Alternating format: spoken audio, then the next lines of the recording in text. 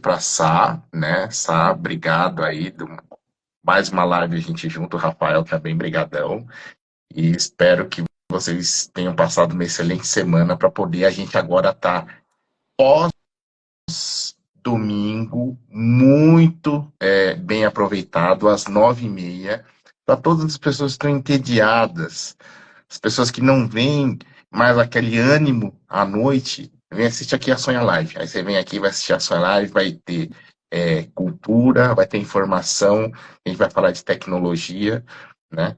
Então é isso aí que eu tenho para dividir com vocês. Vocês querem fazer opening remarks, meus amigos? Fiquem à vontade antes de eu seguir aqui, que hoje tem muita pauta, muita coisa legal para dividir com vocês. Boa noite, meninos. Hoje foi um dia bem maluco aqui em casa. Que bom. Boa noite, todo mundo. Hoje eu tinha dado boa noite, que eu comecei a live, tentando chamar todo mundo pra cá, mas aconteceram muitas coisas boas nessa semana, e a gente vai compartilhar com todo mundo. E nesse ritmo, então, de coisas boas e malucas, eu quero abrir agora, dividir um negócio muito interessante com vocês. É uma notícia super bacana, que saiu essa semana na Money Times. E ela fala o seguinte: tokenização de ativos reais cresce 260% em 2025 e já somam 23 bilhões de dólares, diz relatório da Binance. Parece que é uma tendência, hein? Eu vou ler o comecinho aqui para vocês e depois eu vou destrinchando algumas coisas bem interessantes que saíram nessa reportagem. O setor de ativos de mundo real, tokenizados, Real World Assets, ou RWA, está passando por um crescimento notável, com seu valor de mercado total aumentando para 23 bilhões de dólares, de acordo com o relatório publicado nessa quinta-feira pela Binance Research. Só no primeiro semestre de 2025, o aumento foi de mais de 260%, impulsionado principalmente pelo crédito tokenizado. O crédito privado lidera o mercado atualmente, representando aproximadamente 58% do setor, seguido de dívida tokenizada do Tesouro dos Estados Unidos, com cerca de 34% desse documento.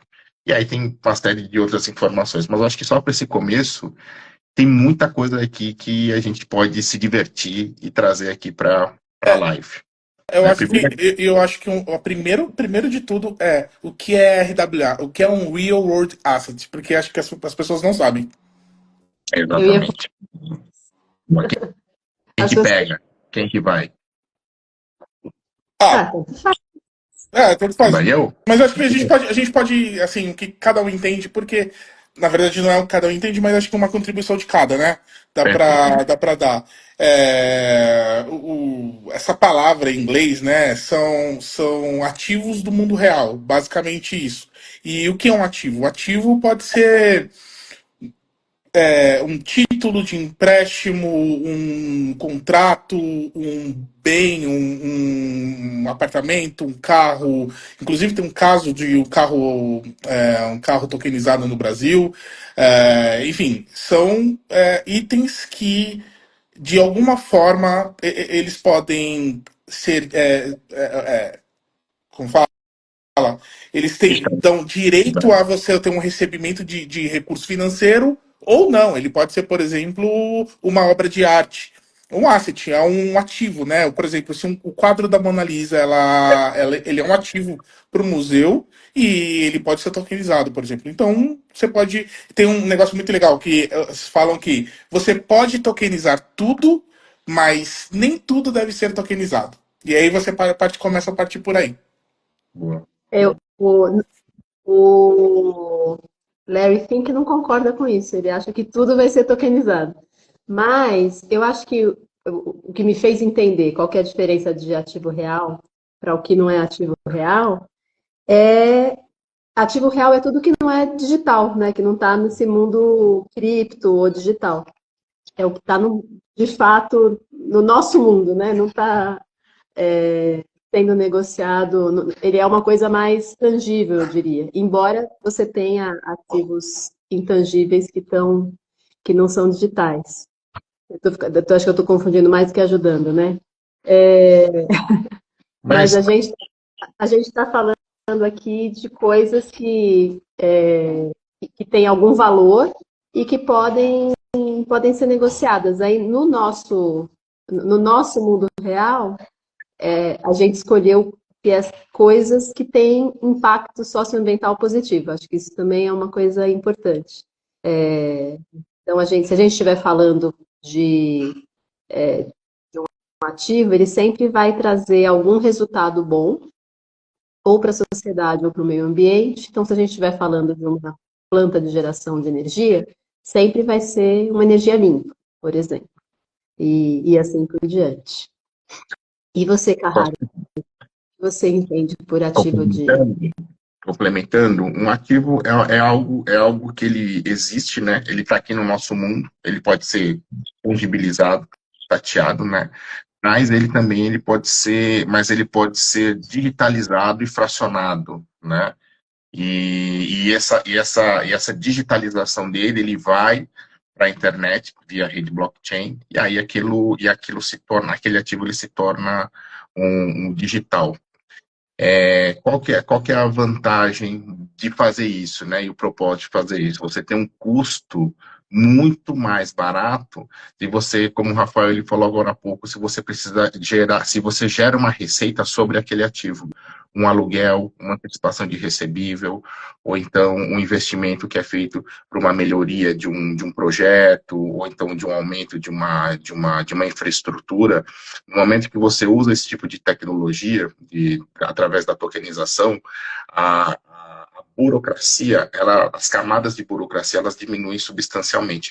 E isso fica muito mais interessante para quem está investindo e para quem precisa desse recurso para poder fazer, né, como a gente traz aqui, um sonho se tornar realidade. Né? A gente viu alguns movimentos, a gente já vê alguns movimentos falando aqui de Brasil, e esse movimento ele tem sido muito voltado para antecipação de recebíveis. Né? Então, empresas médias, empresas pequenas, que elas usam o potencial de recebimento delas de compras parceladas, e essas compras elas são digitalizadas. Né? Então, ao invés do emissor daquela antecipação, ele ia ao modelo tradicional de banco, ele acaba tokenizando essa antecipação e aquilo ali fica muito mais barato. Né, porque o custo de contratação, o custo de manutenção, a própria tecnologia que ela dá rastreabilidade, deixa tudo muito mais simples e transparente, faz com que o retorno para quem está fazendo aquela digitalização fique muito mais atraente. Então, essa é uma vantagem muito legal que a gente tem visto no mercado brasileiro. Só queria fazer uma observação, porque no começo até você comentar tudo que a gente quer palpável, mas quando a gente fala de RWA, inclusive até nesse relatório que você leu no começo, hoje ainda é tratado até coisas não palpáveis. Por exemplo, os contratos, ou o Tesouro dos Estados Unidos, tem parte dele está tokenizada. Isso não é necessariamente palpável, mas ele é considerado um RWA ainda. Então, assim, até mesmo a própria definição, né, disso está passando por um processo, porque é um negócio extremamente novo. Surgiu há pouco tempo e a gente aqui no Sonhatório já implementou dentro de todos os projetos para que eles sejam projetos, ou eles são tokenizados, os projetos incentivados são tokenizados, ou então efetivamente os RWAs, ou um ativo como, por exemplo, uma usina que é tokenizada e a pessoa pode investir de forma sustentável, de forma muito, muito bacana, do jeito que a gente traz aqui, né? Sim. Eu acho que uma coisa que é legal, né, de tudo isso, é essa possibilidade de você pegar algo que é grande, que é caro, transformar em pedacinhos, e com isso você democratizar, assim, várias pessoas poderem investir naquilo. E eu sempre fico lembrando, quando a gente estava discutindo, porque a gente viu que muitos museus estão fazendo isso, a ideia da gente comprar a Mona Lisa, da gente ser dono da Mona Lisa. Tokeniza a Mona Lisa e aí você pode investir naquela obra de arte e contribuir para a monetização do Louvre, mas sendo um dos donos do quadro. Eu acho isso muito bacana, assim. Uma tokenização te dá essa possibilidade de inclusão mesmo, de acesso. Sim. Eu acho que, voltando para o mercado brasileiro, tem bastante oportunidade exatamente por o quão alto é o valor de ir a mercado para se conseguir algum empréstimo ou algum financiamento ou algum ativo. O mercado tradicional, por uma série de circunstâncias, ele se tornou, para alguns investimentos, se tornou muito caro. E eu acho que essa transformação que a tokenização, né, aliada à tecnologia, ela está trazendo agora, então ela vai conseguir dar liquidez para ativos que antes eles não eram tão interessantes, ou eles não eram tão atraentes dentro do mercado tradicional. Isso é uma coisa que é uma mudança muito significativa na forma como o ecossistema ele olha e se comporta, né? Porque dentro de um sistema tradicional, aquilo que talvez não tivesse um rate, ou não tivesse um histórico, ou aquilo não tivesse um valor mínimo, e etc., é muito mecanismo, muito cartesiano que o sistema financeiro tradicional tem em olhar para se fazer os critérios e se aprovar o investimento, um financiamento ou não. Isso muda substancialmente. Isso muda substancialmente e é nesse momento que encaixa o nosso negócio. Né? Então, isso tanto de financiamentos tradicionais, quanto, né, o exemplo que a Sá trouxe, de você conseguir dar liquidez e impulsionar um negócio voltado para a arte, para a cultura. Né? Então, tem toda uma dinâmica que está acontecendo agora e muito recente. Né? Isso eu acho bem interessante. E é uma quebra de paradigma que o sistema está passando, em geral. Eu acho que por isso, trazendo aqui para a notícia da Money Times, é um negócio muito interessante, né? Como que em tão pouco tempo, né? Esses valores eles já são tão substanciais só em 2025, né? Quando a gente está falando que no primeiro semestre, né? A gente está em junho, hoje, 8 de junho, aqui a gente está falando que o mercado globalmente já acumulou 23 bilhões em operações tokenizadas. Em tão pouco tempo é um valor muito alto, muito alto. Sim. Então é para continuar no nosso radar. E por isso que a gente está aqui, né? Por isso que a gente... Rafa, deixa eu fazer uma pergunta para você, meu amigo. Dentro desses números, no que a gente pode ajudar os nossos clientes, os nossos investidores, quem procura grandes projetos, quem está disposto a investir de uma nova forma? Como é que entra Sonhatório? Fala um pouco para a gente. E voltando um pouco do ponto que você tinha falado, eu gosto de falar de uma forma mais simples, no sentido de, quando a gente fala de trazer liquidez, e é isso que é uma das coisas que a gente faz aqui, por exemplo, no mundo normal, no mundo tradicional, que não está muito ligado nisso, pensaria, por exemplo, em investir em um museu. Investir da forma de fazer com que... fazer um aporte de dinheiro, de recurso financeiro, para que aquele museu ele consiga executar algo que vá trazer dinheiro depois, e esse dinheiro vai voltar para o bolso da pessoa que investiu. Hoje, se as pessoas elas pensarem, putz, como é que eu faço isso? Ninguém sabe direito. Dificilmente alguém conseguiria ter essa possibilidade de investimento. Quem poderia? Fundações ou pessoas que já estão ligadas a esses lugares conseguiriam ter um investimento, fazer um investimento desse tipo. Hoje, na Sonhatório, a gente permite, e aí entra aquela parte da liquidez, fazer com que talvez um ativo ou seja, um investimento em um museu, seja não é barato, você consiga pessoas que não tenham tanto dinheiro assim para poder colocar, por exemplo, 1 milhão, 2 milhões de reais de investimento dentro de um museu, você faz, por exemplo, com 1.000, com 10.000, com 5, com 100 reais. Ou seja, você está ajudando a investir ali de forma fracionada, que é o que a tokenização faz. Ela vai pegar aquele investimento, vai quebrar em várias partes e vai permitir com que você invista de forma, e como o Carraro falou, de forma fracionada. E é isso que a Sonhatória está fazendo, está pegando diversos projetos, diversos investimentos, e a gente dá a possibilidade das pessoas poderem fazer esse investimento de forma fracionada com os recursos que ela tem. E quando a gente fala de aumentar a liquidez, é aumentar a capacidade desses projetos conseguirem dinheiro, captarem dinheiro. Em vez de eles conseguirem tentar 1 milhão ou 2 milhões de reais de uma única ou duas pessoas, ou de uma empresa, uma fundação, alguma coisa assim, eles conseguem talvez 100 pessoas investindo um pouquinho, 200 pessoas investindo um pouquinho para atingir esse valor. É isso que a tokenização acaba trazendo e é isso que a gente implementando nos nossos projetos dentro da Sonhatória. Boa. Vocês sabem que essa semana lá no evento que eu fui, né? Eu fui no Brazil Investment Week, Climate Investment Week, e então eu assisti várias discussões sobre investimento com finalidade de ajudar nas questões climáticas.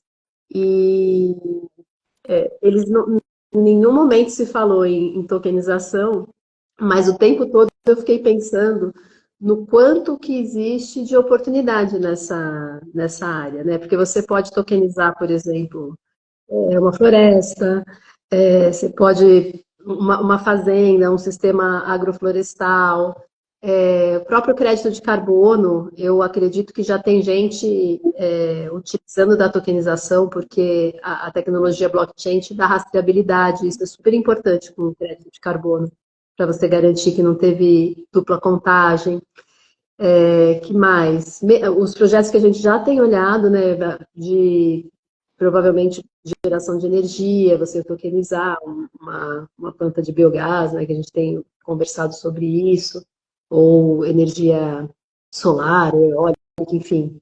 Então, assim, tem muito, quando lá na discussão, você falou muito da necessidade de você inovar e trazer outras alternativas de financiamento. E a tokenização, para mim, ela encaixa perfeitamente, principalmente porque ela é a possibilidade real de qualquer pessoa investir.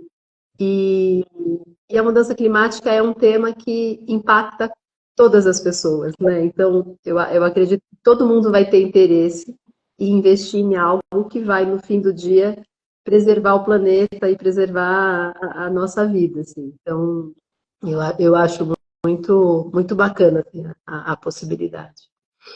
Interessante, né? Ossa, você falou do evento que você participou essa semana,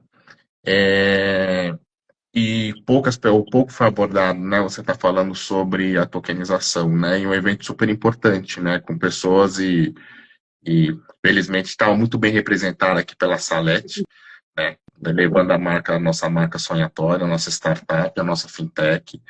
E você imagina o porquê, né? Você no evento como você trouxe, né? Um evento falando de sustentabilidade, um evento falando de dinheiro na mesa, né? Ao mesmo tempo que não falaram, como é que dá para ter oportunidade? Você imagina um cenário de oportunidades assim para quem estava lá participando desse evento? Algum momento eu acho que viu alguma reflexão assim? O que eu percebi, né? Porque o evento foi bem organizado e uma das coisas que eles fizeram foi facilitar o networking. E muita gente veio me procurar, assim, interessada na sonhatória, interessada na tokenização, querendo entender o que a gente fazia. Eu acho que, embora ali não tivesse, né, nas mesas, né, nos painéis, a discussão sobre tokenização, esse já é um tema que está começando a aparecer na cabeça das pessoas, né? Quando, por exemplo, você começou falando de uma notícia, várias pessoas devem ter lido essa notícia e, no mínimo, devem ter falado assim, meu, que negócio é esse que está crescendo tanto? Então, eu percebo que o tema, né, está cada vez mais presente nas discussões e que as pessoas estão tentando entender o que é, né? Como é muito novo, ainda não tem um conhecimento assim, do que é, das possibilidades, mas eu vejo assim, que vai ser rápido, que daqui a pouco vai estar todo mundo falando de tokenização como fala da poupança do CD, sei lá, do CDB, de qualquer outro tipo de As investimento. pessoas vão falar que token você tem. Você tem que É, token. você tem o A token, possibilidade do seu token, né? você tem o token da sonhatória e você. Eu acho que vai ser. É muito, é muito interessante essa visão, né? Um evento com muita gente importante, né? Vai super. Tinha bastante. Como é que era mais ou menos o perfil, sabe, do público que estava lá? Era mais brasileiro, tinha mais estrangeiro, tinha empresas, startups. É muito legal. A minha pergunta é para a gente entender esse cenário de novidade, né? Quem que é essa galera que está agora, que vai começar daqui a pouco tempo a falar de tokenização? Era bem diverso, assim, tinha, obviamente, né, um evento aqui no Brasil, mas com bastante público estrangeiro, bastante gente de fora, porque eu entendi que é um evento internacional, tanto que tinha painel que foi em inglês, assim, então estava bem misturado. Bancos, né, estavam lá, assim, estava muito esse mundo, de fato, do mercado financeiro, né, então tinham organizações sociais, tinham empresas, mas mais fortemente eram bancos, eram gestores de investimento, family offices, ah, fundos, assim, era esse mundo mais do mercado financeiro, assim. Mas também organizações da terceiro setor, muita gente desse mundo do clima, né? Assim, era um evento que falou muito de investimento climático Uhum. e de soluções baseadas na natureza. Então, esse era o pano de fundo, assim, do debate. Então, tinha esse pessoal aí, e nós. É legal entender que esse perfil predominante dessa galera que ainda não, que a coisa tá chegando, né? E aí tenho muito carinho, né? Muito orgulho em dizer que a gente já está fazendo parte desse ecossistema, né, de transformação. Então, só da gente estar lá presencialmente, isso mostra a força que a Sonhatório tem, né? A gente está no evento de fronteira, levando novidade, levando tecnologia, levando inovação e simplificação para esse público, né? Então, que as pessoas elas se conectam, se conversam. Isso tem muito a ver com o nosso modelo de negócio, que é dentro de um ecossistema, os agentes se encontrarem, os agentes entenderem onde tem oportunidades, tanto de projetos importantes, onde tem oportunidades de investir com segurança e com rastreabilidade e com confiança, né? E quem pode facilitar é quem pode promover esse ecossistema. Né? É muito interessante saber. Você falou um negócio agora, Sá, dos family offices, né? Eu tenho acompanhado, tenho lido alguma coisa, né? É um tema que eu acho muito interessante, eu acredito que vocês também, pelo nosso modelo de negócio, é exatamente essa nova geração que aparece, né? E ela quer causar exatamente ela não quer apenas ser o herdeiro, né? Mas essa turma nova, nesses novos herdeiros, eles querem com esse volume, com esse vultoso de recursos, eles querem, na vez deles, agora não só gastar, mas eles querem causar impacto sobre o que eles estão, sobre o que eles vão deixar de legado. Cara, Né? só explica pra gente, pensando na galera que talvez não conheça nem o termo, um pouquinho, o que é um family office, daí você Ó, continua. boa, me antecipei aqui. O Family Office é uma estrutura, é um escritório, de termos práticos, em termos físicos, ele é um escritório que é um CNPJ, uma constituição jurídica, onde é administrado bens e fortunas ou que geralmente foram acumuladas durante muito tempo, né? Então, ao invés de se procurar um banco tradicional e um grande investidor, ou então um grande herdeiro, ele tem uma soma de patrimônio muito alta, e ele deixar isso, entregar essa gestão para um banco, porque custa muito, né? Porque você tem toda uma parte de aconselhamento, mentoria, diversificação de investimentos, etc. Ele monta toda essa estrutura, contrata pessoas que geralmente são pessoas com perfil altamente qualificado, né? E essas pessoas elas tomam decisões para quem é o dono daquela fortuna. Então, forma-se isso tem no mundo todo os family offices, né? Então, eles ficam ali a todo momento tomando risco, alocando recurso, alocando investimento para que o dinheiro ele fique sustentável, seguro, né? E sustentável na vez de quem recebeu aquela herança, né? Legal, legal. E,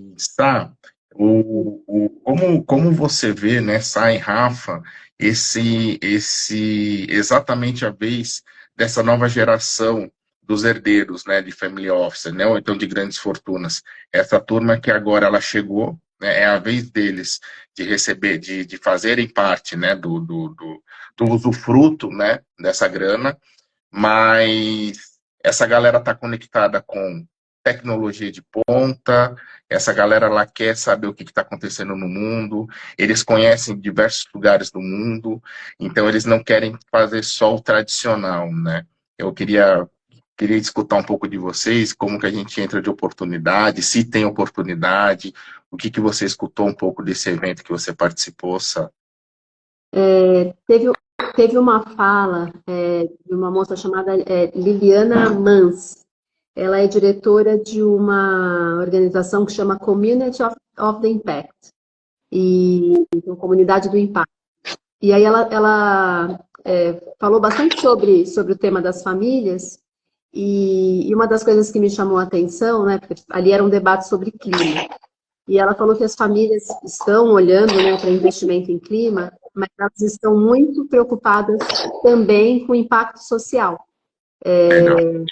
Então, a forma como o clima impacta a vida das pessoas no fim do dia, né? Assim, então, quando a gente pensa em clima, é muito comum as pessoas pensarem ou em energia ou em natureza. E aí ela trouxe esse pilar das pessoas, que no fim do dia são as pessoas que são impactadas. Eu achei isso bem interessante, para a gente uma super oportunidade, porque a gente está olhando para o impacto social também. Né? A gente tem esse olhar, e isso é bacana. E com relação, né, ao que eu penso, eu acho que é um sinal dos tempos mesmo, né? Esses jovens que são segunda, terceira geração de famílias que empreenderam, né, e que têm os seus negócios, são jovens muito bem formados, que têm acesso a muita informação e têm essa perspectiva de mundo, né? Então, é natural que eles queiram retribuir e fazer alguma coisa que seja para além do impacto positivo que um negócio já traz, um legado social mesmo, assim. Eu acho, fico até feliz que isso aconteça, né? Porque são esses caras que vão assumir as empresas daqui para frente. Se eles já vêm com essa pegada, com certeza vão ser empresas melhores, mais sustentáveis. Isso é muito legal. E a gente pega como oportunidade também para conectar essas pessoas e esses family offices ao nosso negócio, à nossa plataforma, já que eles estão buscando negócios sustentáveis e nós temos projetos, né, sustentáveis dentro da plataforma, então a gente faz essa ponte, né, e de conectar essas pessoas, esses family offices que buscam os projetos para investir e tentar ajudar um pouco o mundo, e esses projetos que estão aí buscando recurso financeiro para conseguir colocar na rua tudo que eles se propõem a fazer. Então a gente, como sonhatório, como empresa, a gente conecta esses dois universos, e acho que é um dos pontos principais, né? É, do nosso negócio para a gente, é poder conectar essas duas pontas para poder fazer com que as coisas aconteçam. Mudando um pouco de pato para ganso, um negócio que se falou bastante lá no evento e que eu acho que se conecta com a gente é a história do Blended Finance. E aí, eu queria, Carraro, que você que é o homem do dinheiro, que você explicasse o que é o Blended Finance, porque eu também acho que tem tudo a ver com a gente, assim, esse novo modelo de investimento. O Blended Finance, eu posso dar alguns 2 centavos aqui de contribuição. Ele quer dizer onde você tem uma diversificação de investimentos, né? Você pode investir tanto recurso livre, né?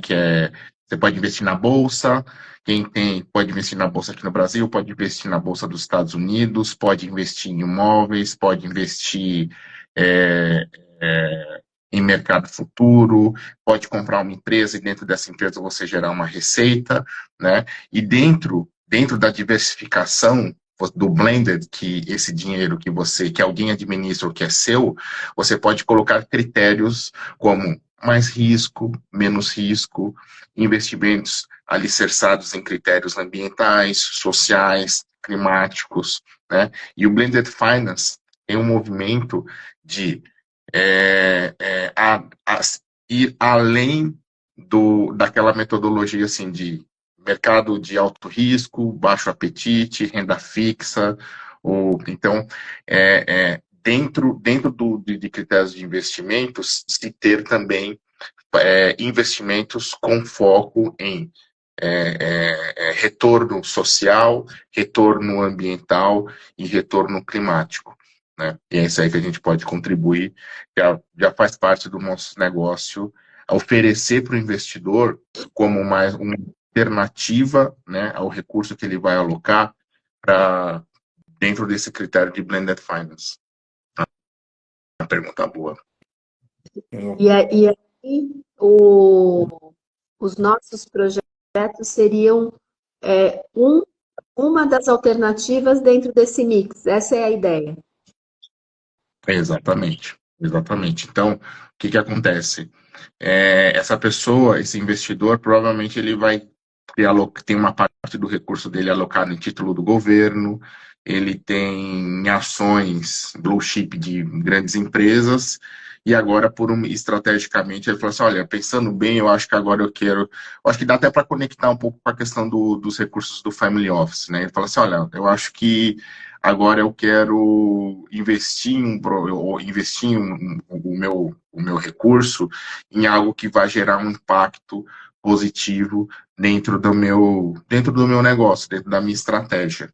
Né? Da mesma forma como ele busca alto retorno em mercados emergentes, ou então no mercado de renda variável, com alta volatilidade, então ele acaba investindo então nesses projetos, ou ele vai buscar uma contrapartida não financeira, que pode ser ele saber que com parte daquele recurso que ele investiu, ele vai conseguir ter educado uma quantidade, 100, mil pessoas, ter conseguido ingressar com 1.000 pessoas no ensino superior, ter tirado do analfabetismo pessoas que às vezes não iam conseguir acessar porque ele conseguiu, com aquele recurso que ele investiu, conseguiu montar um programa e dentro desse programa, um programa de alfabetização para adultos, conseguiu investir em financiamentos que levassem parte de saneamento em algum determinado lugar do país,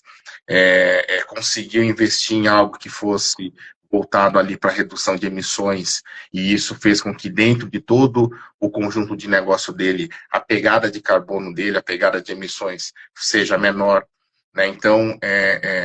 Então, como que a gente entra nesse mecanismo? Com a curadoria de projetos que nós temos, projetos ambientais, projetos sociais e projetos climáticos, isso aí a gente faz uma conexão exatamente pelo apetite de investimento que esse investidor ele quer fazer. Então ele vai, com a ajuda da plataforma, com a nossa curadoria, ele fala assim, olha, eu acho que isso aqui é interessante, estou a fim de aportar nesse projeto.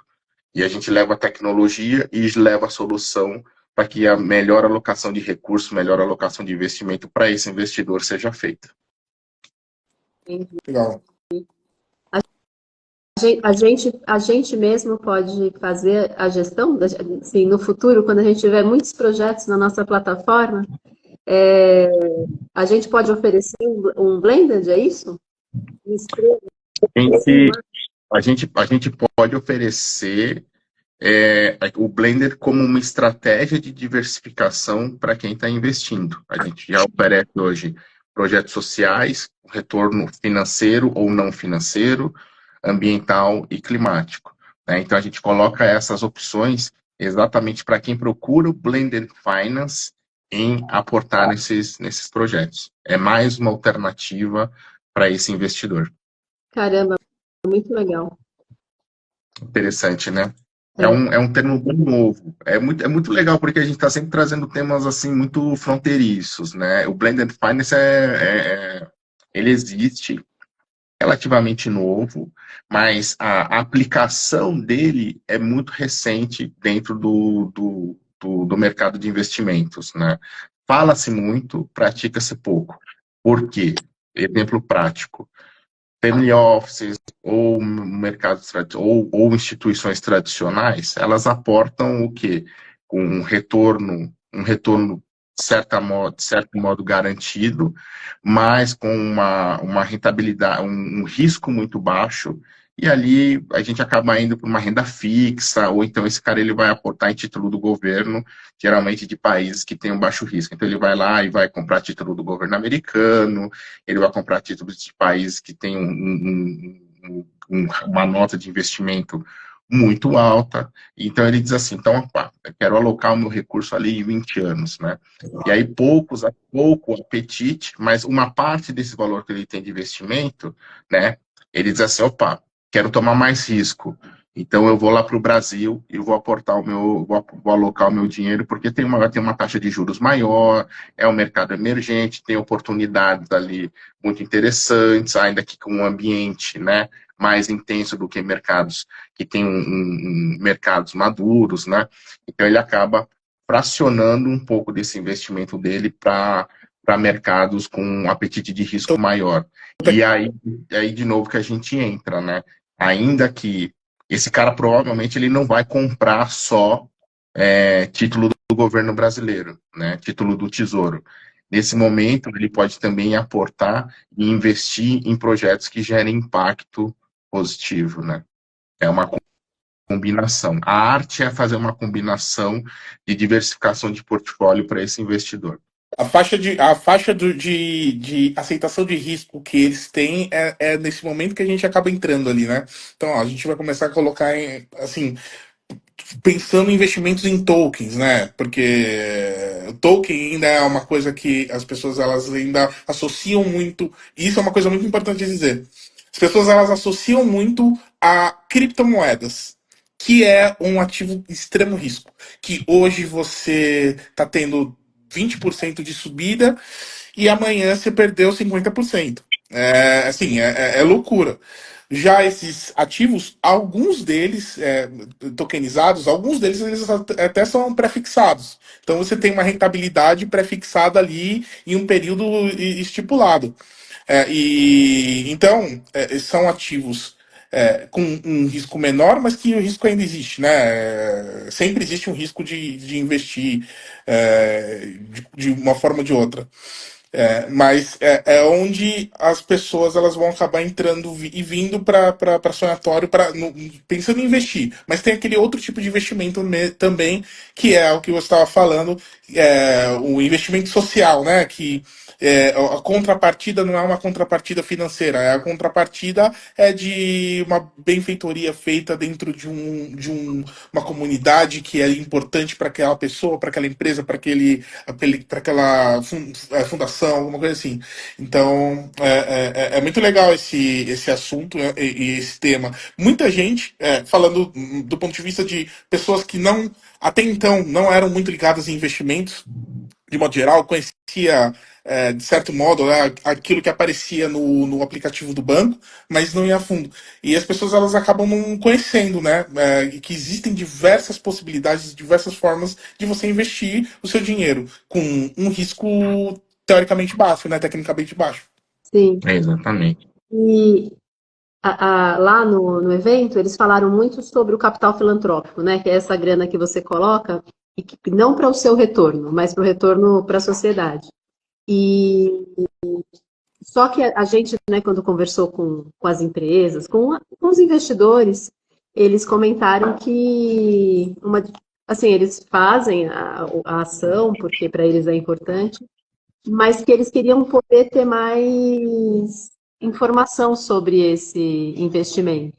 E aí essa é uma outra coisa que eu ouvindo, assim, eu falo, cara, até isso a tokenização vai ajudar a gente, né? A ter essa rastreabilidade, a ter indicadores, da gente poder demonstrar que aquele recurso, de fato, ele foi aplicado e ele traz um retorno que é tangível, né? Que as pessoas conseguem mensurar. Eu acho isso também algo importante da gente ressaltar, porque não é à toa que está crescendo tanto a tokenização, assim, é porque ela de fato tem muita coisa positiva que traz para a agenda que não tinha antes. Dá segurança, rastreabilidade e uma estrutura de tecnologia, né, que ela favorece exatamente dar o conforto de quem está fazendo aquele investimento. Né? E aí isso no mercado novo. Eu não vou falar mercado não tradicional, né, porque eu acho que talvez a gente usar o mercado novo. O mercado novo é algo que a gente pode explorar. Eu acho que é como as pessoas elas têm que entender. Tem que entender, não. Acho que pode ser uma dica que a gente pode passar para quem está acompanhando a gente, né, e quem acompanha Sonhatório, exatamente a forma de se fazer algo melhor, né, e fazer algo novo. Né? Então, a gente está falando aqui de um investimento em capital social privado que sempre existiu, né? Mas agora a gente traz essas novidades com esses fatores de quem está investindo, né? Considerando essa notícia que você leu para a gente no começo, você acha Ele travou que... para mim. Voltou. Você acha que a tokenização ela é uma promessa ainda ou ela já é uma realidade? Ela já é uma realidade, isso eu já afirmo, ela já é uma realidade e ela não é excludente do modelo tradicional. Ela é mais uma alternativa. Eu acho que o mercado tradicional ele vai ficar aí durante um bom tempo e isso não é para ser um problema. Mas eu acho que a coisa interessante do que a gente está propondo, a Sonhatório, né, e outros entrantes que estão nesse mercado novo, é exatamente você propor uma alternativa de investimento e também de impacto dentro desse ecossistema. Então, os bancões, eles vão estar sempre aí, e está tudo bem, é para estar, eles vão passar por transformações, como tem passado nos últimos anos, né? Você tem as securitizadoras, você tem as corretoras, os family offices, todos esses agentes tradicionais, vamos dizer assim, eles vão continuar aí durante um bom tempo, vão se adaptar, né? E talvez eu vejo que eu acho que de agora em diante eles vão se talvez em determinadas circunstâncias até se complementar. Né? E por que eu falo isso? Porque se você tem algum projeto, ou você tem algum ativo, ou você tem um investimento que precisa ser feito, e às vezes o mercado tradicional ele não vai absorver, o mercado novo ele coloca para dentro. Ele fala assim, ok, eu tenho apetite. Porque além dele ter apetite, ele sabe que tem investidor ali na ponta que está disposto a diversificar o seu negócio e comprar e fazer o um investimento dentro dessa nova metodologia, né? Então acho que é mais um agente importante, né, que veio para participar dessa dinâmica toda. Eu Né? acredito muito nisso também. Eu acho que vai chegar um determinado momento que a pessoa vai abrir aqueles aplicativos sei lá, até mesmo de banco, e vai ter lá fundos, ações e tokens. Vai chegar um Exato. momento em que vai ter lá, token vai entrar, vai ter lá, sonhatório, token tal. E eu acho que vai acabar integrando, né? Eu acho que é isso que você está falando. Tudo vai. É mais um produto, é um produto novo dentro desse mercado de investimento. E isso vai acontecer muito breve. Agora, trazendo para contexto de Brasil, eu acredito que isso vai acontecer muito em breve. A gente já tem visto, por exemplo, o Banco Central fazendo um movimento, por exemplo, ainda que da forma de pagamento, a gente viu o Pix sendo implementado há pouquíssimos anos, e a adesão do brasileiro, né, que tem acesso ao sistema financeiro, foi muito alta.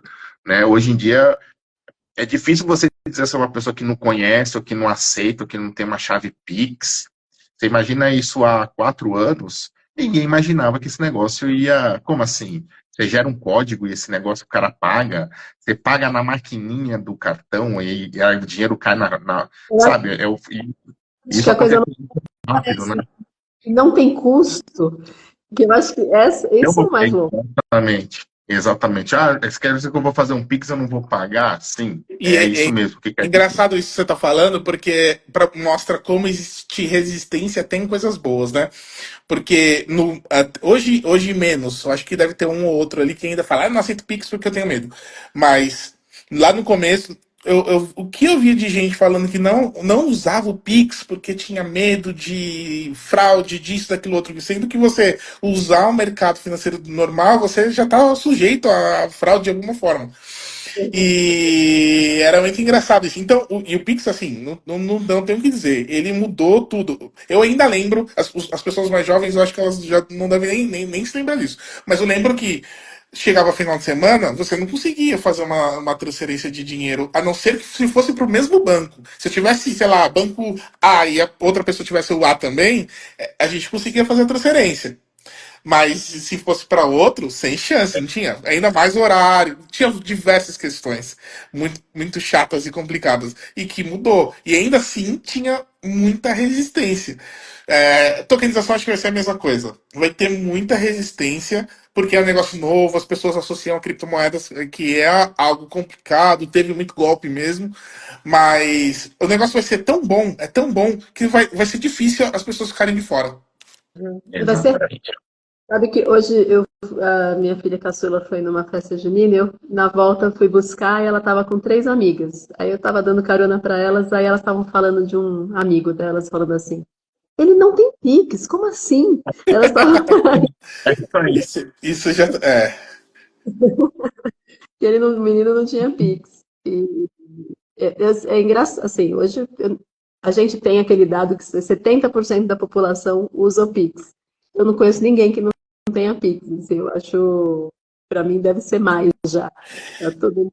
E é assustador esse dado, né? Assim, eu não vi, mas pensar que 70% das pessoas elas usam Pix e você, assim, a gente conhece muita gente que tem, 100% das pessoas que eu conheço eu acho que tem. Ou seja, o Brasil é gigantesco, o Brasil é muito grande e existe bolhas assim que às vezes a gente acredita muito que é aquilo, né? A grande verdade, mas a verdade é 70%. Eu acho que assim, 70% não é um número tão grande, né? Para Talvez. nossa bolha, né, que todo mundo tem. Mas não sei, eu na igreja agora, na coleta da missa, você tem um QR Code no banco, você não precisa mais dar o dinheirinho na sacolinha, você passa um Pix. É o Pix. Não precisa. Porque hoje em dia também ninguém mais anda com dinheiro. Ó, eu juro pra vocês, eu nunca peguei numa nota de R$ 200. Eu também não. Eu nunca peguei numa nota de R$ 200. Eu nunca vi. Eu não sei nem como é. Você nem sabe. E não sei nem se existe. Então, precisa se adaptar, né? Às coisas ali. Mas esse negócio dessas bolhas enfim, que a gente às vezes acredita muito dentro, que a grande verdade é aquela bolha que a gente existe, isso mostra e traz a importância dos projetos que entram no sanatório, inclusive. Porque às vezes tem um projeto lá que ele vai ajudar, e você às vezes pensa.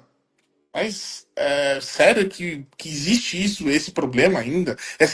Não existe, porque o Brasil é gigantesco. O Brasil tem proporções continentais, né? Então, o novo técnico da seleção brasileira, o Carlo Ancelotti, ele era lá da Espanha, ele viajava em 2 horas, passava quase a Europa inteira ali, numa viagem. Agora aqui, ele foi para Colômbia, ele ficou 6 horas no avião, mais 1 hora do aeroporto até o hotel. A diferença é gigantesca, né? Se você for parar para pensar. Então, às vezes, a gente considera que problemas muito específicos eles não existam mais, mas eles ainda existem porque o Brasil é muito grande. E aí a Sonhatório, ela também tá aí para ajudar esses projetos que vão ajudar essas pessoas a encontrar financiamento e, além disso, as pessoas que estão ajudando projetos como esse também podem investir em outros tipos de projetos, que são esses RWAs, tokenizados e tudo mais. Então, é um negócio assim.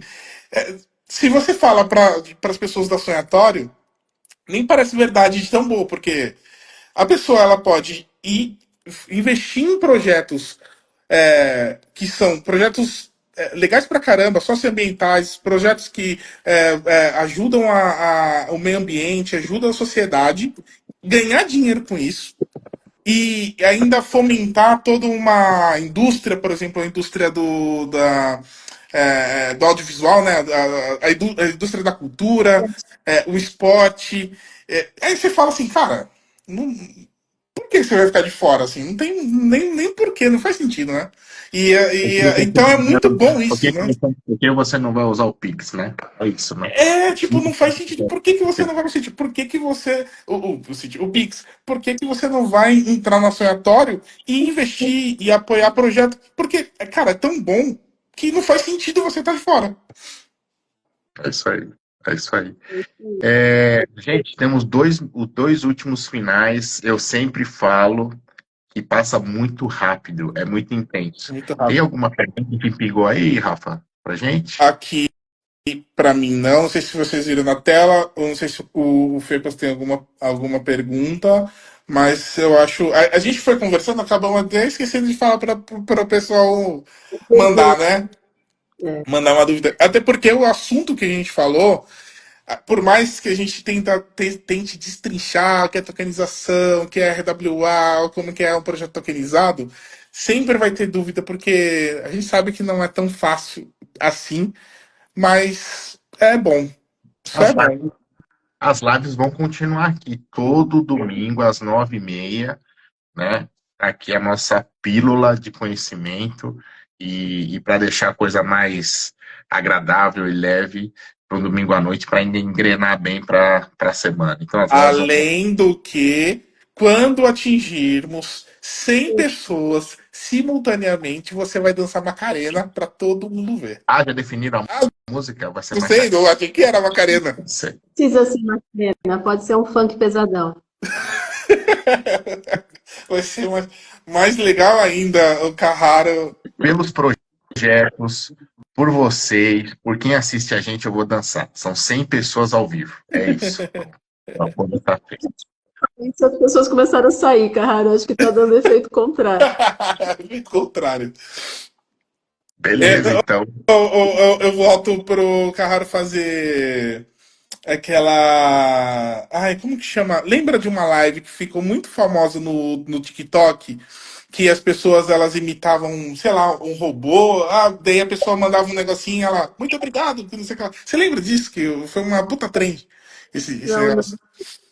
Isso vou procurar a gente. Não, eu já falei numa live anterior aqui. Eu não tô nem no TikTok nem no Facebook. Eu tô no meio do caminho, assim. Então eu sou assim. Tem algumas coisas que eu acabo pegando. Só, isso. meio TikTok, né? Tá surgindo outras redes aí, né? Aí você tá no Discord. Isso é sinal de que Meu você amigo, não é você é tão. super jovem. Você tá no Discord, inclusive entrou numa sala lá. Só falta abrir um CS e começar a jogar. Isso aí. Tem. É Beleza. isso, né? Chegamos no às 10h30, 1 horinha de live. Acho que foi legal, assim, para as pessoas entenderem. Acho que foi bacana porque as pessoas, às vezes, acho que elas nem tinham a noção, talvez, de que a gente também tinha produtos para investir. A gente tem projetos lá que são projetos incentivados, mas a gente também tem os projetos que são projetos, os RWAs, que o Carraro estava comentando, para a pessoa investir e ter um dinheiro, um rendimento, né, desse investimento. Então é muito bacana para as pessoas entenderem isso também. Mas é isso, acho que foi muito boa a live. É isso Valeu. Nota aí. mil. Adorei. Adorei, como sempre. Adorei. Boa semana. Uma boa semana. Pra Nos gente. acompanhem nas redes sociais e mandem perguntas. Exato, perguntas, mande perguntas. Obrigado a todo mundo que esteve aqui com a gente. Mais uma Bye, semana. bye. Beijo, meninos. Boa Tchau. noite.